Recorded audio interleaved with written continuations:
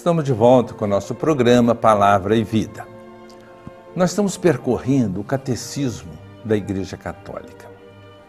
O Catecismo da Igreja Católica tem 4 grandes partes, sendo a primeira referente à nossa fé, eu creio.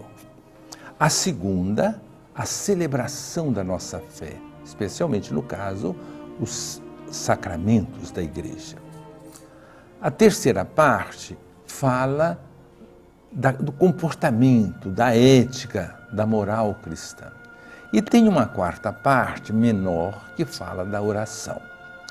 Nós vamos hoje voltar a esse tema da oração, que, aliás, hoje, por coincidência muito feliz, é o tema do Evangelho deste domingo. Então, é a quarta parte do Catecismo da Igreja Católica, que refere-se à oração na vida cristã. Nós podemos começar afirmando o seguinte, que a oração faz parte de todo o sentimento religioso do mundo.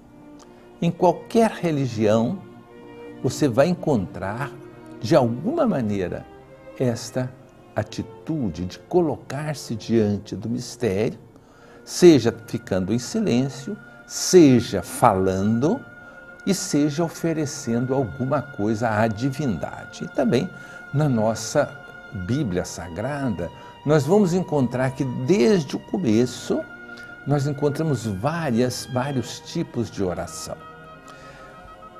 No Antigo Testamento, por exemplo, nós podemos começar com Abel. Abel e Caim ofereceram a Deus um sacrifício. E nós temos ali a oração de Abel, a oração de Caim. Uma agrada ao Senhor, outra não. Um pouquinho mais na frente, nós temos o sacrifício oferecido por Noé, logo depois, que Deus quase destruiu a humanidade. Depois do dilúvio, Noé oferece ao Senhor um sacrifício e pede que abençoe esse reinício da vida humana. Nós temos uma figura que é Abraão, considerado o pai da fé e, de fato, é o pai da nossa fé. Abraão é aquele que sai da sua terra e vai peregrinando em busca da realização das promessas de Deus. A oração de Abraão, ela vai muito em direção ao silêncio.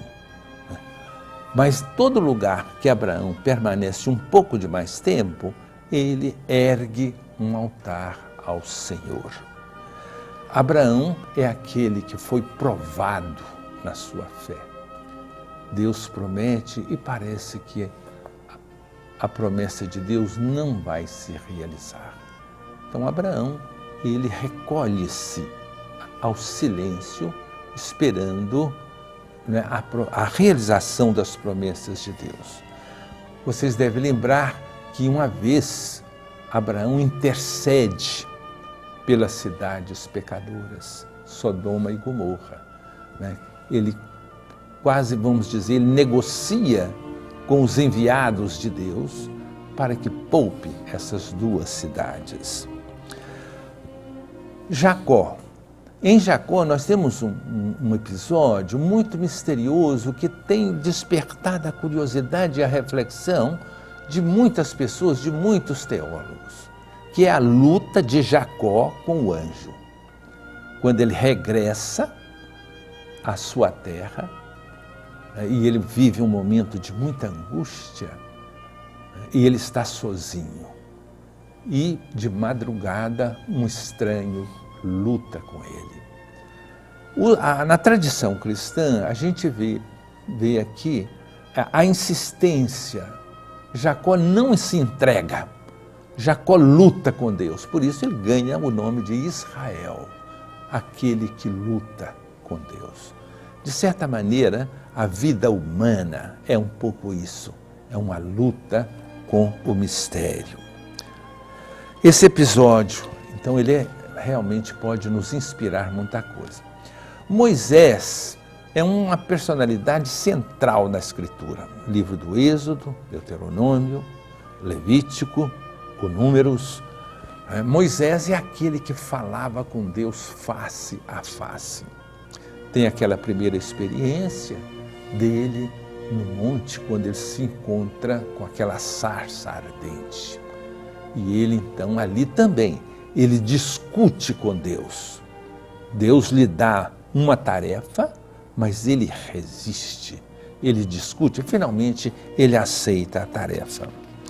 Moisés, ele defende o povo diante de Deus, ele ora, intercede por Deus, pelo seu povo.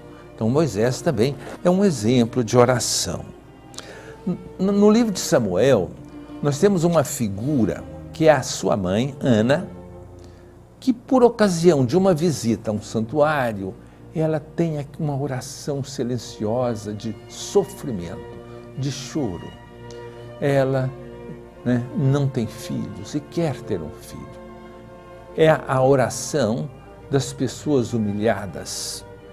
Aliás, aquela oração de Ana depois vai ser retomada por Maria, por Nossa Senhora, no canto do Magnificat. A minha alma engrandece o Senhor.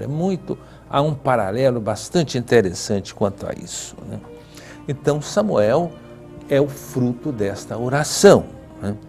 E Samuel, por sua vez, ele aprendeu com a sua mãe a estar diante do Senhor.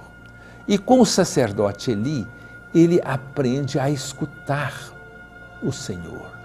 Fala, Senhor, o teu servo escuta. Nós também precisamos, às vezes, nos colocar diante de Deus para ver o que Deus quer falar conosco. Aí há a importância do silêncio. O rei Davi é um exemplo muito grande de uma pessoa próxima de Deus.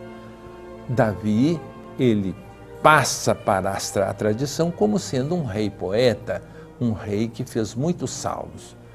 A ele é, por exemplo, atribuído o Salmo 50, que é um salmo de arrependimento. Davi, ele sendo um escolhido do Senhor, ele também tem muitos problemas. Porém, finalmente, ele retoma sempre a fidelidade ao Senhor. Então, aí nós vamos chegando aos profetas, depois a Jesus. É só lembrar a você que nós encontramos ao longo da Sagrada Escritura muitos exemplos de oração.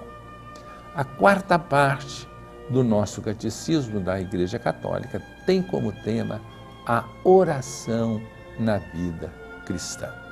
Daqui um pouco nós voltamos com o nosso terceiro e último momento do nosso programa Palavra e Vida.